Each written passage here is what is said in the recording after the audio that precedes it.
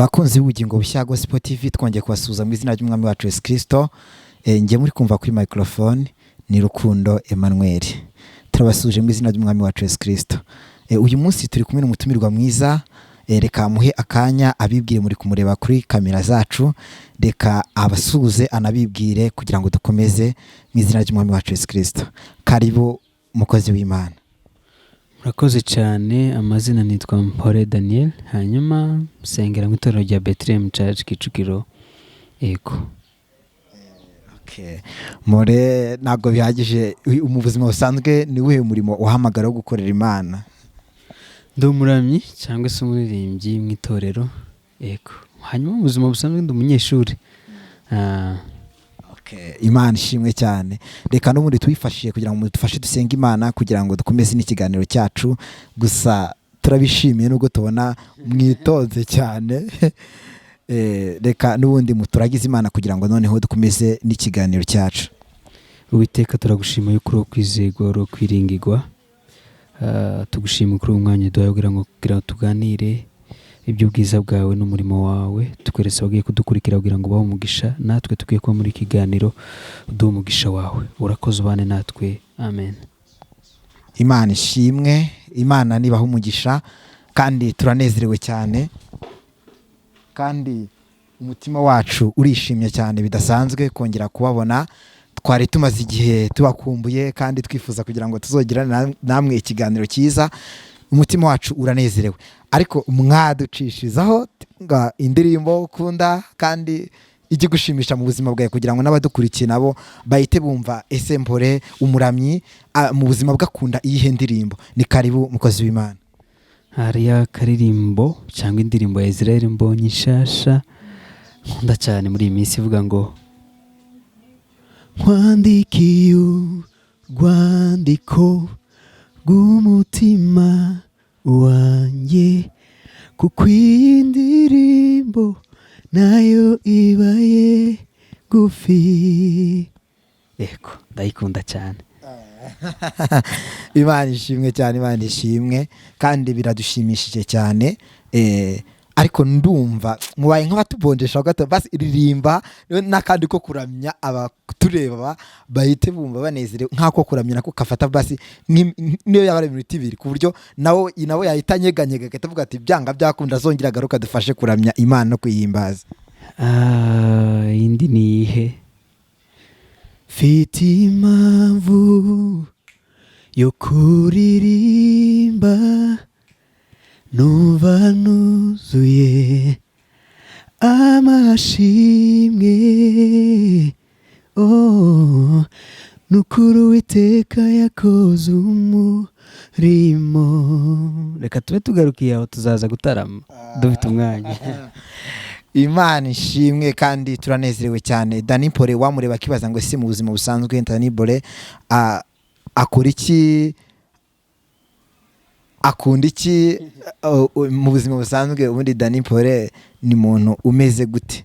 Ese ni umusore yitegura kubivamo cyangwa ni umusore ukiri searching cyangwa ni umusore bega? Karibu uragira icyo dusubiza ku bakunzi bawe.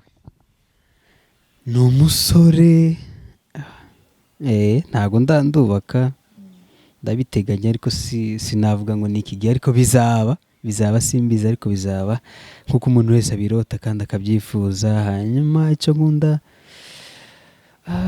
umutuzo, nkunda guseka, nkunda kuganira n'abantu, nkunda kwicarana n'abantu tugaseka tukishima.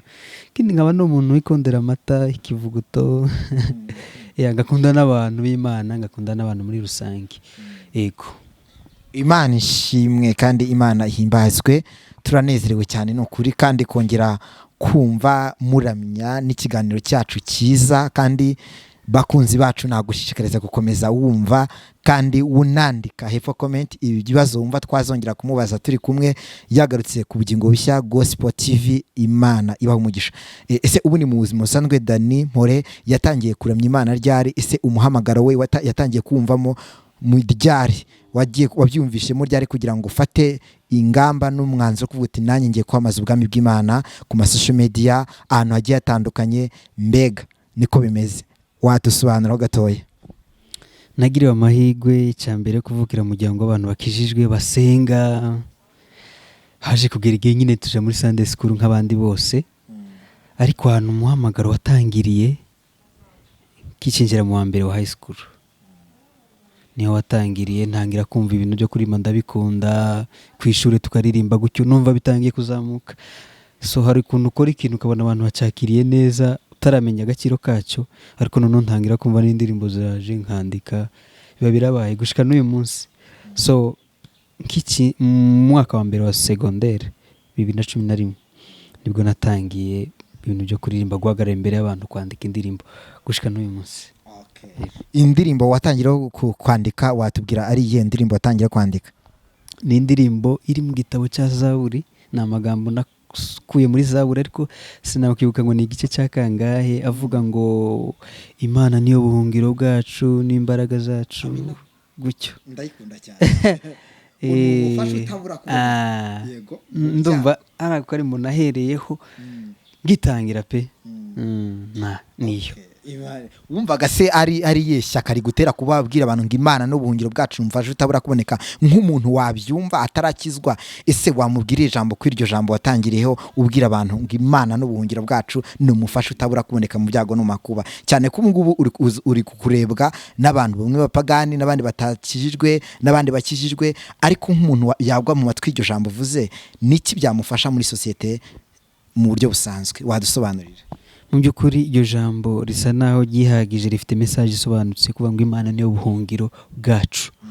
Hari igihe abantu bagutererana, hari igihe abantu bagusiga, hari igihe abantu bagusigura imfubyi, ukabura inzira, ukabura igisubizo, ariko ni amagambo y'ihumure. Ni amagambo y'ihumure Dawidi yanditse aravuga ngo Imana niyo buhungiro. Mwibuke ko nawe yaciye mu buzima bw'ubuhunzi bugoye bwo guhigwa hirya no hino, ariko arandika aravuga ngo Imana niyo buhungiro no gutabagwa kwacu. Iyo ni message rero yihumure ku bantu b'Imana ndetse no ku bantu bose bavuga ngo dufite Imana niyo humure ryacu. Yego, Imana ishimwe cyane, Imana ihimbazwe. Mu buzima busanzwe ubundi kwavuze ko wavukiye mu muryango w'abantu bakijijwe, nabigutera kuba wafata umwanzuro mwiza kuvuga uti ngiye gukorera Imana, ariko ubusanzwe ubundi buri muntu wese akunda kugira, nk'uko Dawidi mu gukura kwe yari afite uwo yigiraho mu buzima bwe busanzwe. Iyo urebye Yesu nawe yagendanaga na Kalebo, Mose nawe yaragendanaga na Aroni.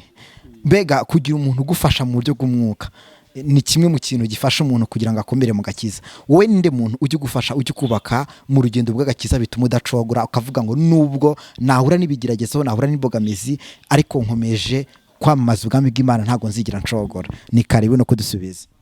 Umuntu wa mbere buriya rero ni Umwuka Wera, kubera ko iyo uvuze ngo wigira ku muntu, umuntu ntabwo mubana, umwigiraho none waje kuryama nawe akaryama, wabyuka nawe akabyuka agasinzira, ariko buriya Umwuka Wera niwe mugumana, niwe nshuti ya hafi uguhugura, n'umwarimu wawe wa buri saha, wa buri munota.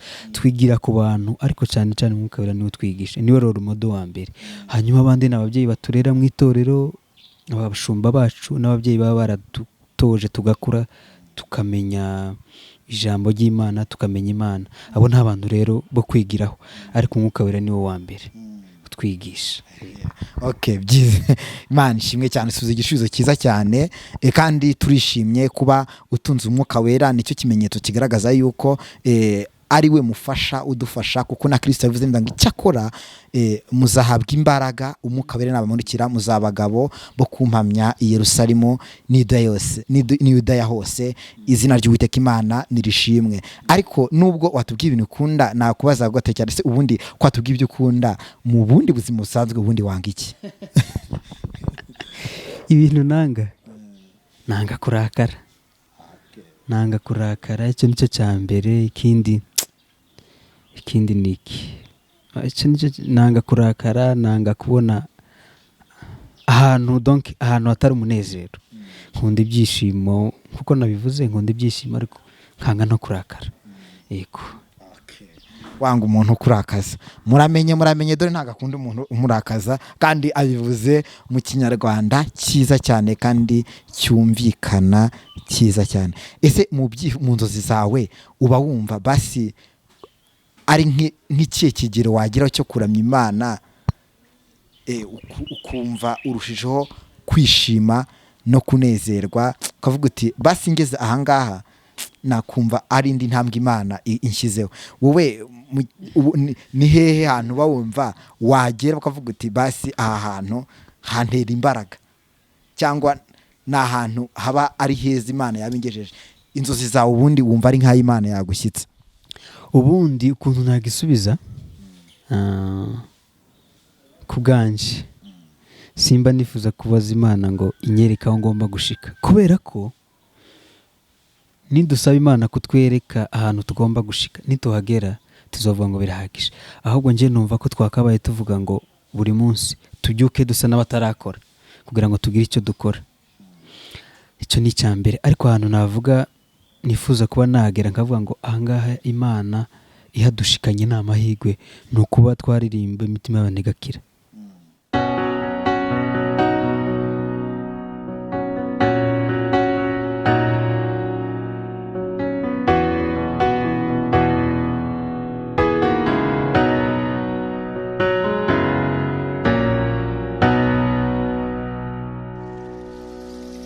Yesu arusha abandi bose kudukunda, arusha uko abavandimwe bakundana.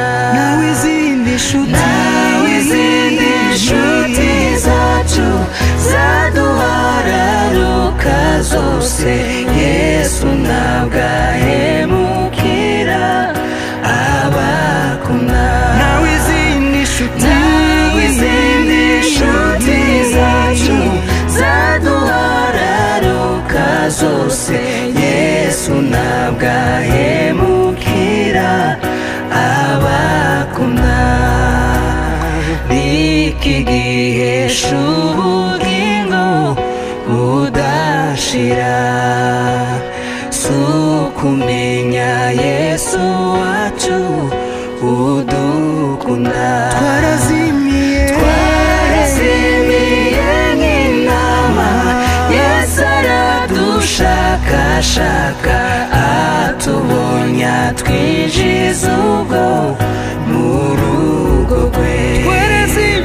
Twarazimiye nk'inama, Yesu aradushakashaka, atubonye atwinjiza ubwo mu rugo rwe. Tumumenye ko ari inshuti yishimira kuduha imigisha yose n'imbabazi. Imitima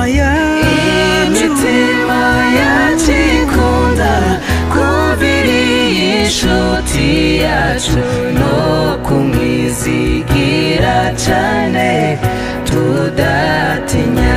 Imitima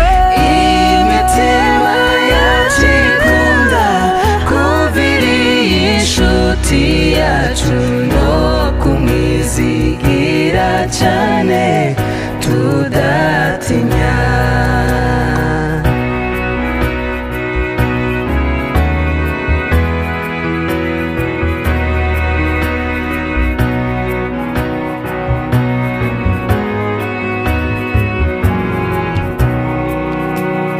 Kandi ibyaha byacu byari bikabije, Yesu aterwa n'urukundo, nibyo bituneshereza, nibyo biturinda, nibyo biturinda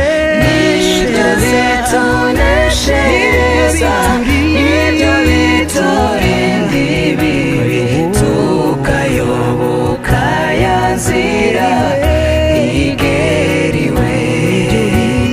Nibyo bituneshereza, nibyo biturinda ibibi, tukayoboka ya nzira igeriwe.